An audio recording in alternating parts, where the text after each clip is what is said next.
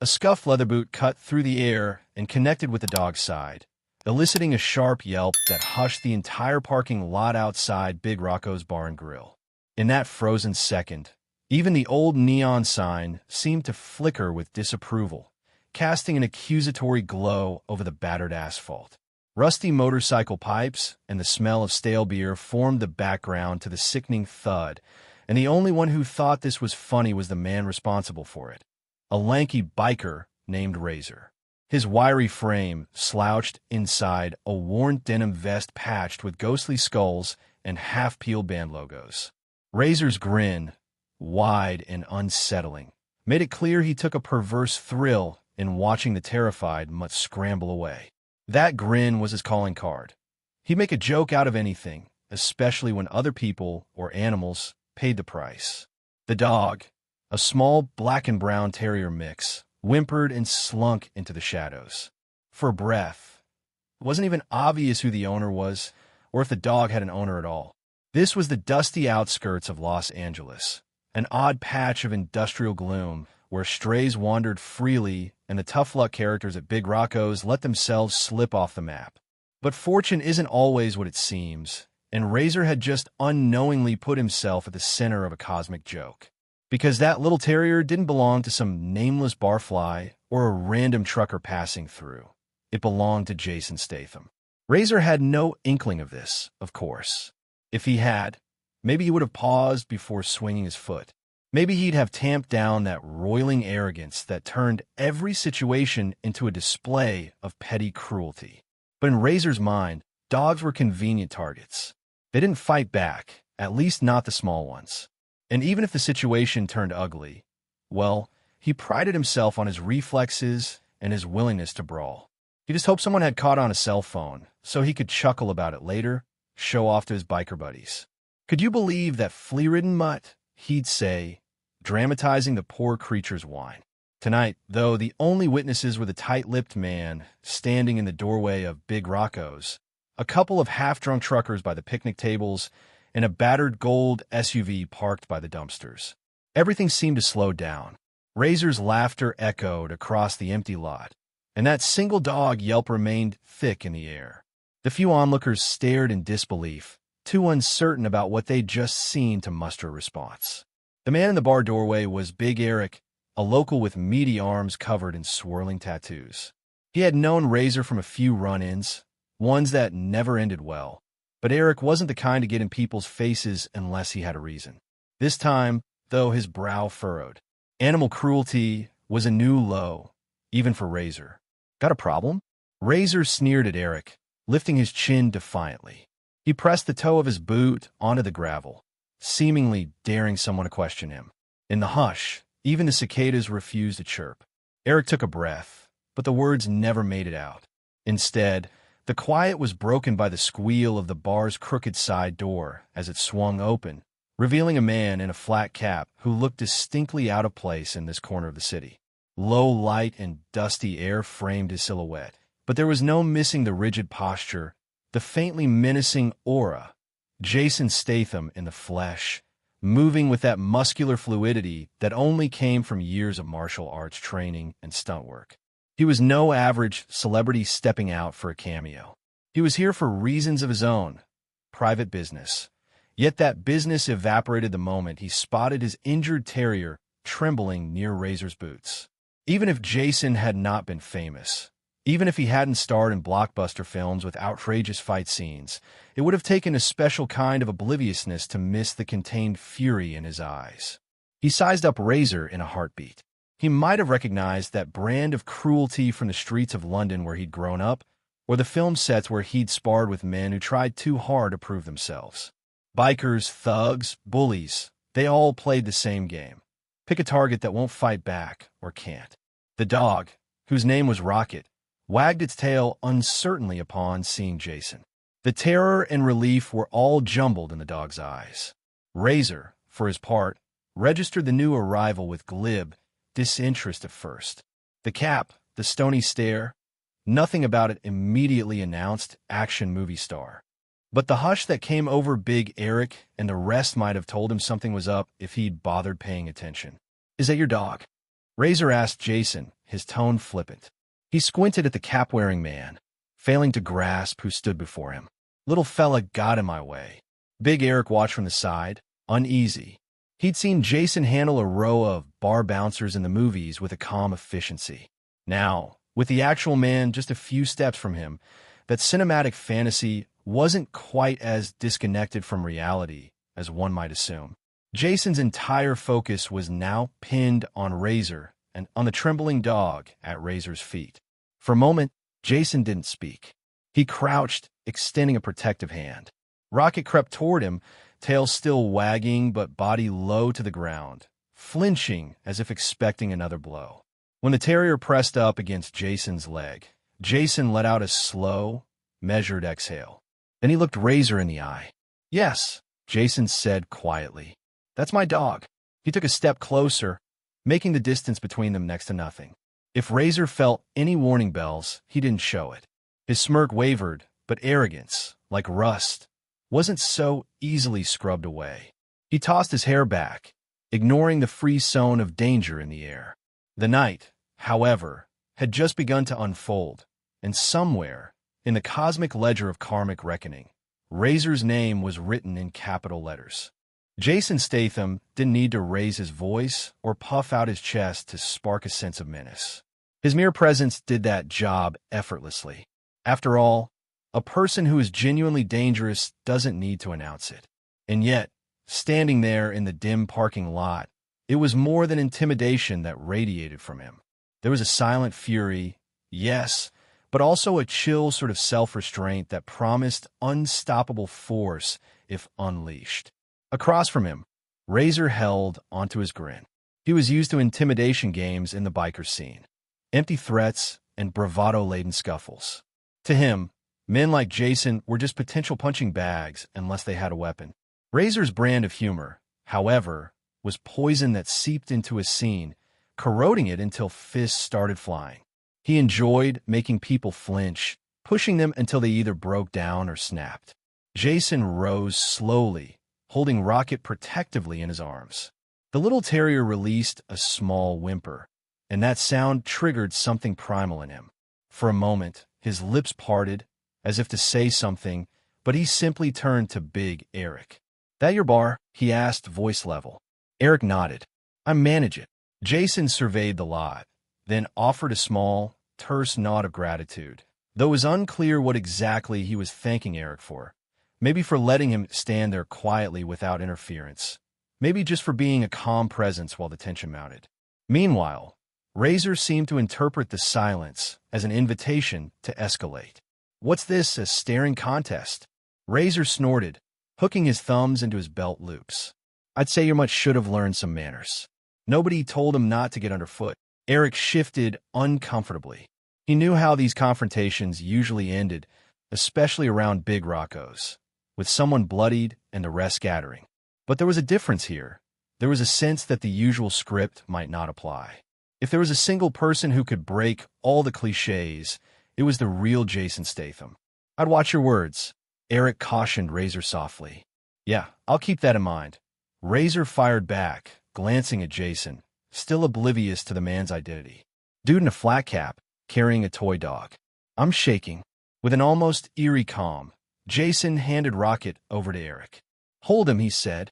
It didn't sound like a request. Then he stepped closer to Razor, each movement economical, measured. "We'll settle this outside of the dog's view," he said, flicking his gaze at the frightened terrier. "No reason to scare him more." Razor huffed an incredulous laugh. "Mate, you're in a parking lot. Everything is outside of your dog's view if I drop you right here." A low chuckle escaped Jason, but there was no humor in it. "That might be harder than you think." He spun to lead the way to a less crowded stretch of the lot, but Razor rushed forward, making a show of aggression. He feinted a punch, testing Jason's reflexes. The older man sidestepped smoothly, as if performing a choreographed move on a movie set. A sliver of surprise danced across Razor's face. Eric held Rocket close, wanted to intervene, but not sure how. He glanced at the door to Big Rocco's, thinking maybe he should call for help or break this up. But some instinct, an odd, intangible sense, told him that Jason needed to handle this alone. Perhaps it was the look in Jason's eyes, controlled, unwavering. This wasn't about teaching Razor a simple lesson. This was about something deeper, a boundary that had been crossed, an innocent creature harmed for no reason. Other patrons of the bar hovered by the entrance, unsure whether to cheer for a fight or flee. Razor's biker pals were absent at the moment, off on some late-night run or slumped at home. So there he stood, alone, facing a man who, for all appearances, looked ready to demolish him. "All right, tough guy," Razor growled. "Show me what you got." In a blink, Jason pivoted, stepping within striking distance. He planted one foot behind Razor's lead foot, hooking the biker's wrist in a fluid motion reminiscent of a martial arts demonstration. Before Razor could process it, he was on the ground, his shoulder hitting the asphalt with a crack that was more jarring to his pride than his bones. The entire move took a heartbeat, a graceful yet brutal statement of skill. Shocked, Razor scrambled to his feet, fists clenched. His gaze darted around, seeking some advantage. He'd often prided himself on being able to scrap, but there was a difference between back-alley brawling and calculated skill. He threw a wild right hook. Jason slipped under it. Another left. Jason ducked. Each miss amplified Razor's frustration until, with a feral snarl, he lunged forward. That was a mistake. Like a chess grandmaster punishing a novice, Jason capitalized. He caught Razor's forearm, twisting it behind the biker's back. Then he used Razor's momentum to send him sprawling onto a row of discarded pallets near the dumpsters, which splintered and flew up in an explosion of dust. Razor howled, less from pain and more from sheer humiliation. "Settle," Jason warned, his voice low. "Don't make me do worse." But Razor's defiance was a stubborn flame. He pushed himself off the broken wood, panting, face blazing. He paused, spit blood, and raged. "You're going to regret this." Jason stepped away, keeping his stance loose, eyes alert. He could tell Razor wasn't finished. Some men only backed down once they had no other choice. Jason wasn't itching for violence, but if Razor insisted, Jason would oblige with a stoic resolve. That was the difference between them. For Razor, fighting was a twisted game. For Jason, it was a skill, a tool. And right now, that tool was needed to defend Rocket's honor. Over by the bar entrance, Big Eric stood in a silent hush, the terrier whimpering in his arms. This was no typical Saturday night scuffle, that much was clear, and it was far from over. Razor, panting like an enraged animal, tried to gather whatever was left of his composure. He glared at Jason Statham the way a cornered wolf might glare at seasoned hunter. Sweat dripped down his temple, and his denim vest, already grimy, had patches of dust stuck to it. Behind him, the wrecked pallets formed a lopsided fortress of debris. A heartbeat passed. Then Razor charged again. This time, he aimed low, hoping to catch Jason off guard with a tackle. Yet the moment he advanced, Jason pivoted smoothly. Razor's momentum carried him past, and Jason rewarded that mistake with a precise elbow to the biker's spine. Razor stumbled, nearly face-planting onto the asphalt. "You're outclassed," Jason said, emotionless. "Quit." Fury flashed in Razor's eyes. He was not a man who quit. From a young age, he'd clawed his way through a harsh world that didn't show him mercy. Quitting felt like admitting he was worthless. And so he turned, blood on his lip and madness swirling in his mind, prepared to strike again. But an unexpected voice cut through the tension. "Hey, is everything all right over here?" A new figure stood at the edge of the parking lot, drawn by the commotion. He was tall, lean, with a heavy beard and leathers that matched Razor's style. Must have been one of Razor's biker acquaintances finally deciding to show up. The bearded biker's eyes darted from Razor, wild-eyed and battered, to Jason, calm and unruffled.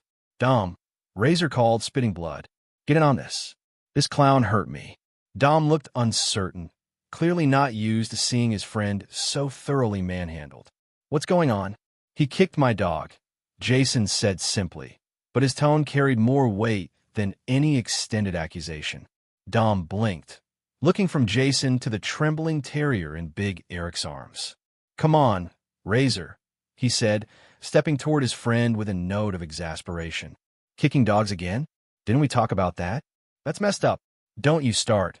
Razor snapped, though the brief exchange revealed that this wasn't the first time Razor had used canines, or any helpless creature, as a twisted punchline. Just help me teach this guy a lesson. Dom hesitated. On the one hand, there was loyalty to consider. On the other, the moral line that Razor had stomped across. A flicker of shame lit Dom's features. He realized they were in the wrong. Sure, they did a lot of questionable stuff, but this was different. He asked you to quit.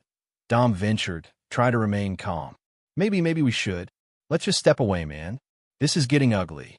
Razor let out a disdainful snort. I'm not stepping away from anything. You can tuck tail and go if you want, but I'm finishing this. Jason watched the exchange carefully, arms at his sides, body coiled. He recognized men like Dom, who teetered on the edge, not quite comfortable with the cruelty, but too bound by camaraderie to fully protest. The man was a follower by nature. Razor, though, was a breed of bully that rarely bowed out gracefully. The standoff thickened like humidity before a storm. Dom's posture stiffened, not sure which path to follow. If he backed Razor now, he'd be complicit in something he already deemed wrong. But if he walked away, he'd be deserting his friend. Torn, Dom bit his lip. Meanwhile, Jason flicked a glance toward Big Eric. The bar manager still clutched Rocket, who had begun to calm slightly under the man's broad hand. A small crowd had formed, people stepping out of Big Rocco's, some pulling out phones to record. The tension was electric. All right, Jason said at last, voice still calm but tinged with finality. You don't want to stop, I'll oblige. But it's on your head. He turned to Dom. Walk away if you can.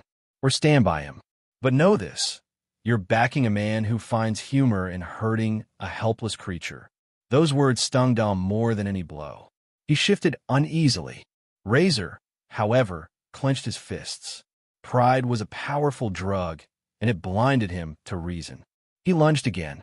This time, Jason met him head-on, blocking with his forearm, twisting Razor's arm in a brutal lock. Razor let out a strangled cry as Jason forced him to his knees.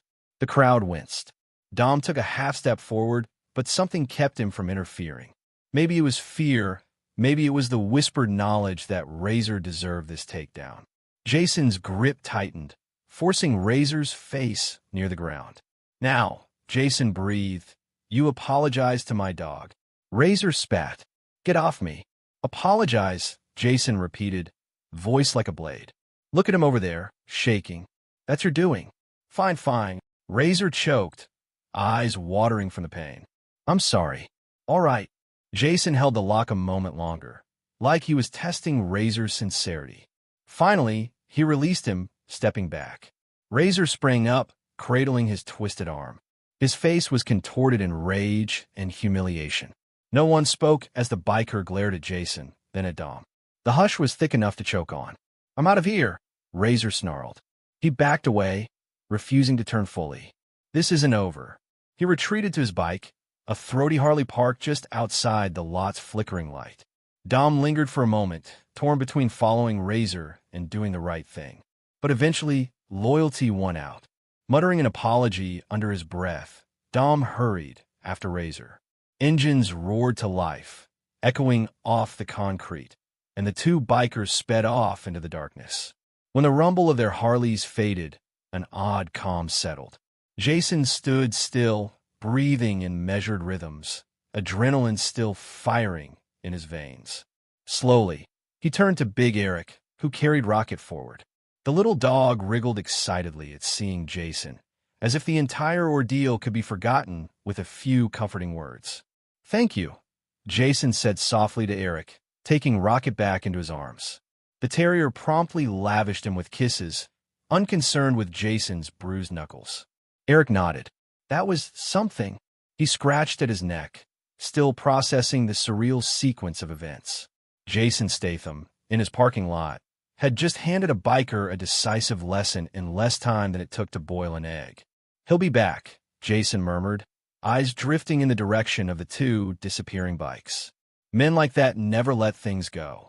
A beat passed. You should probably get your dog checked, just in case. Eric suggested gently, nodding at Rocket. There's a vet clinic a couple miles down the road. Jason nodded. I will. Then, shifting Rocket to a more comfortable position, he looked Eric in the eye. Thanks for not stepping in. Sometimes it's best to let these things finish their course. Eric offered a tight, respectful smile. Anytime. And hey, if he comes back, you know I'll have your back. Not that you need it, apparently. Jason exhaled, stroking Rocket's ears. Still, I appreciate it. In the warm light of Big Rocco's neon sign, the onlookers parted to let Jason pass, stunned expressions lingering on every face. The night was still young, and there would be more to this story. Razor wouldn't swallow his pride so easily. But for now, Jason turned his focus on the trembling dog in his arms, determined to make sure the little guy was safe from further harm. 2 days passed in a blur of normalcy, but tension simmered beneath the surface. Jason took Rocket to the vet, where the terrified terrier was declared mostly bruised, but in good shape otherwise. The vet mentioned a risk of internal injuries, so Jason arranged a thorough exam.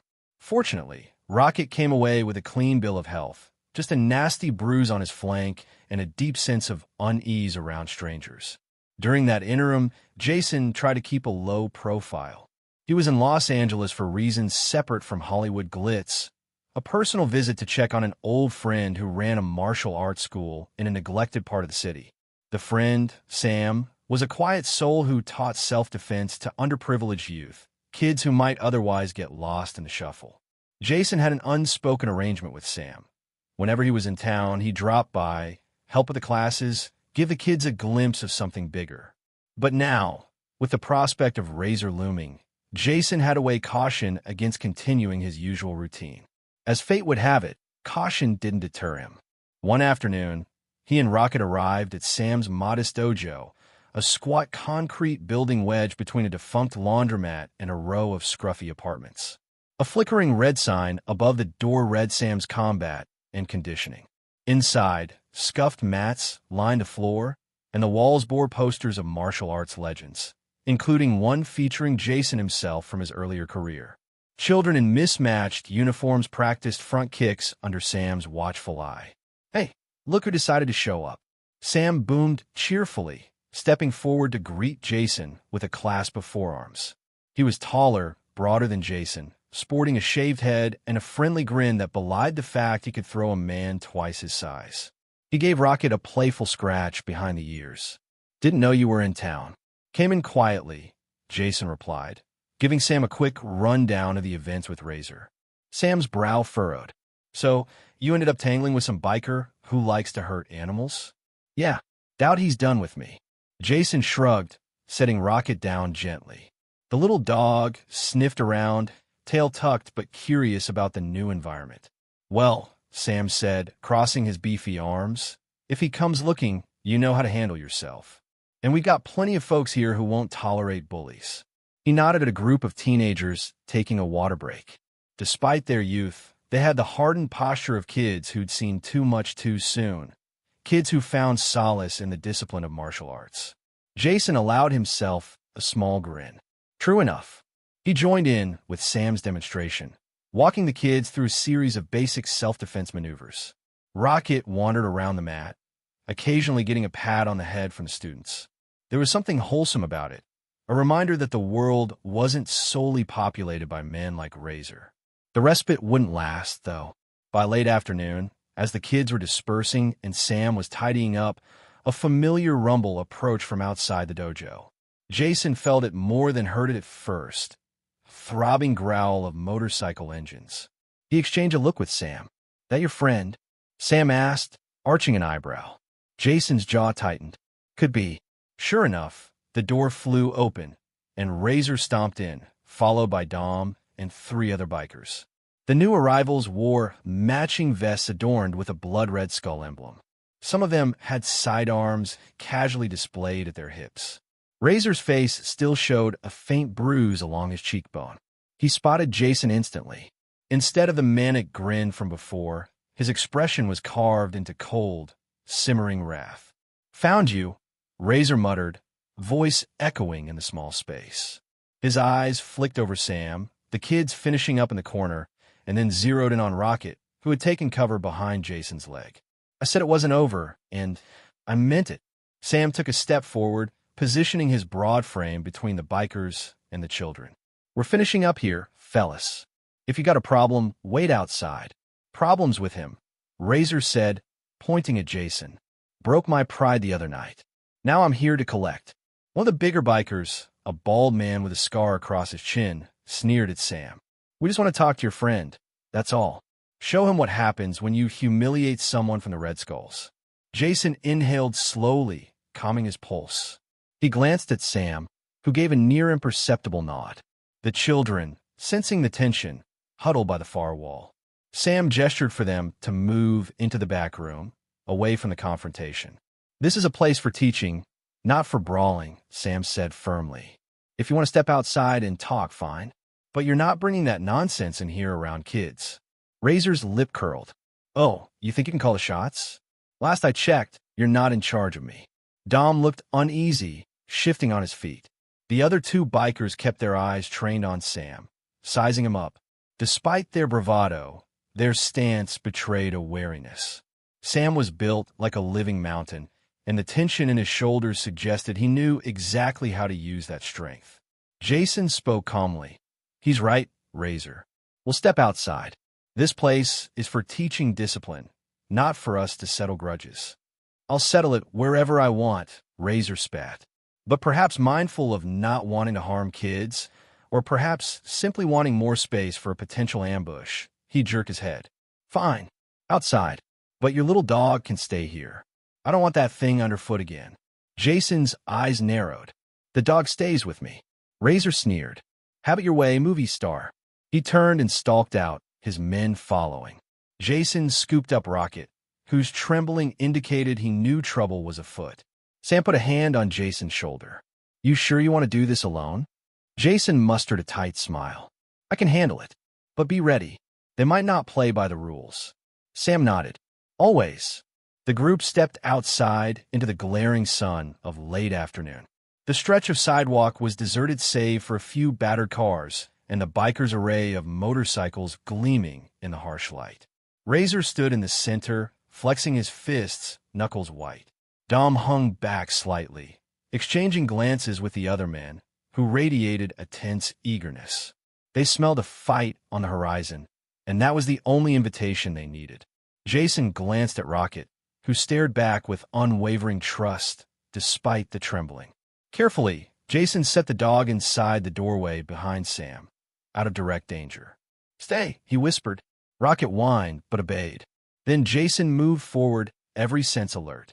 The air felt heavy, laced with the threat of violence.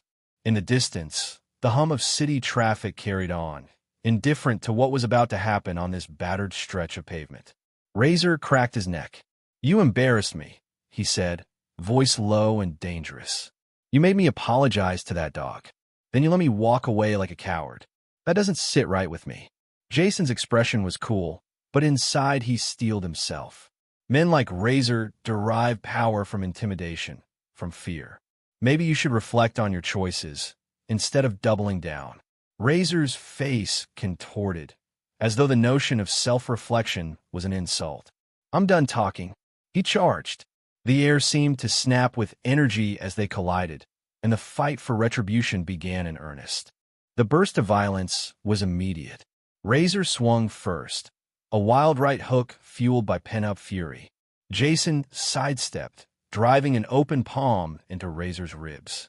Razor stumbled, breath exploding from his lungs. But before Jason could press his advantage, the other bikers joined in, fanning out to flank him.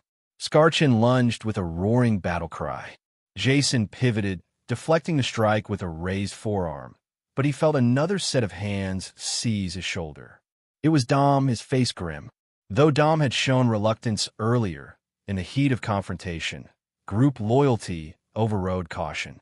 He yanked Jason backward, and Scarchin drove a punch toward Jason's midsection. Time slowed.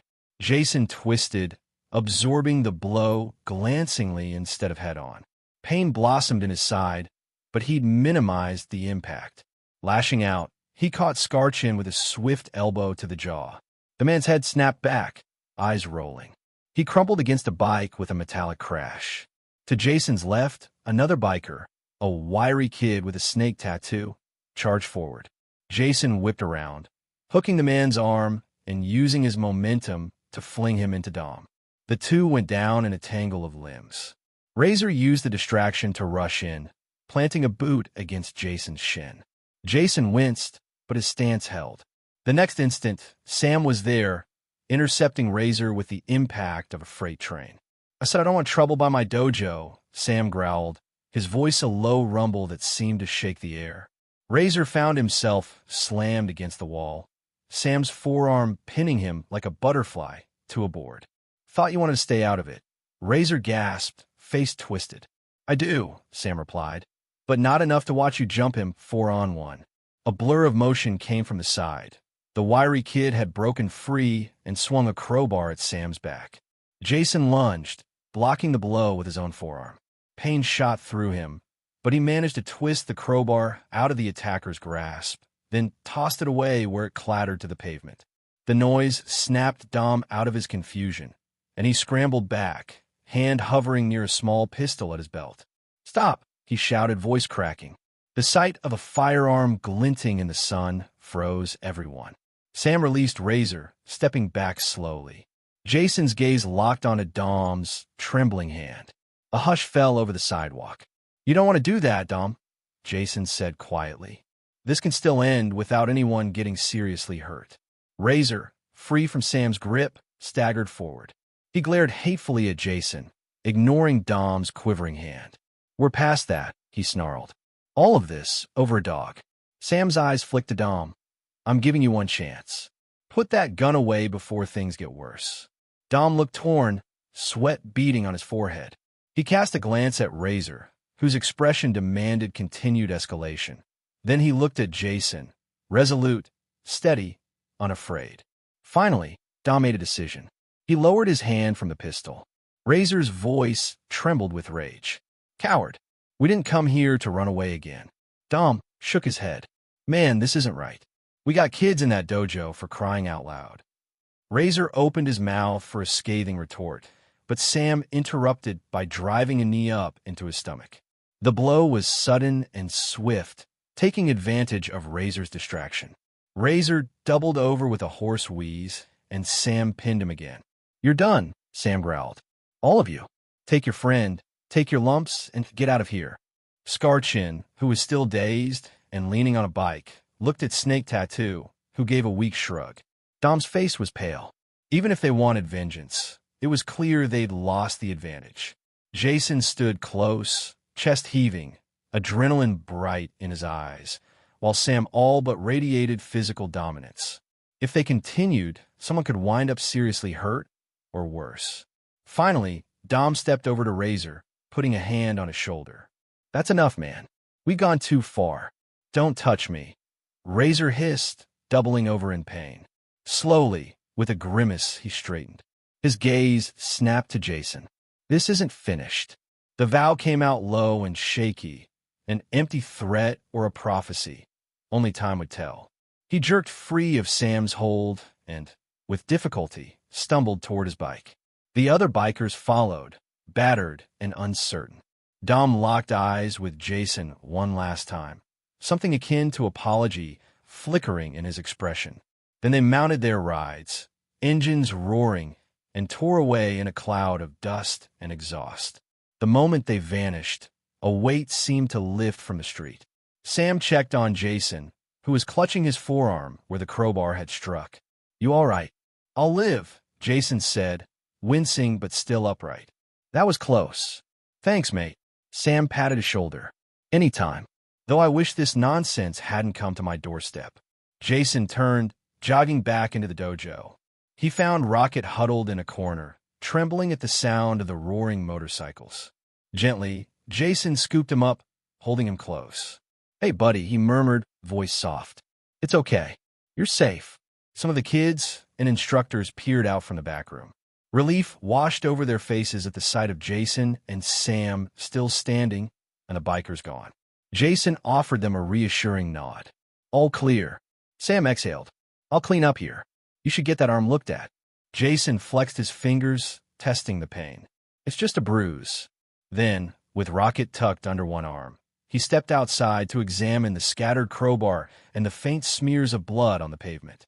Each sign told a story of conflict that might have escalated into tragedy. He watched the empty street for a long moment. The sun was sinking behind the buildings, painting the sky with burnt orange and purple streaks. There was no immediate sign that Razor would come back, but Jason knew men like him rarely let go of their grudges. This might only be the beginning. Yet for the moment, the city exhaled a collective breath. Somewhere far off, a police siren wailed, reminding everyone that violence lurked everywhere in a metropolis of millions. Jason pulled out his phone, considering whether to alert the authorities. But what could he say? That a local biker gang was upset he defended his dog? If the Red Skulls had any sense, they wouldn't push their luck further.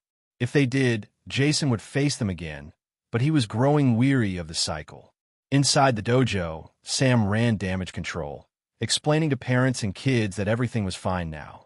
Jason stepped in to help, wearing a gentle smile despite the throbbing in his arm and the adrenaline still sparking in his veins. Rocket nestled against him, anxious but comforted by Jason's touch. By the time the dojo closed for the evening, the story had already started to take on a legendary hue among the students. Jason Statham thwarting a gang of bikers to protect a tiny terrier. It sounded too dramatic to be real, yet everyone had witnessed it, felt the tension in the air. That night, as Jason left with Rocket, he was keenly aware of eyes watching him. Kids who now carried a new narrative in their hearts. Cruelty can be confronted, even in a harsh world.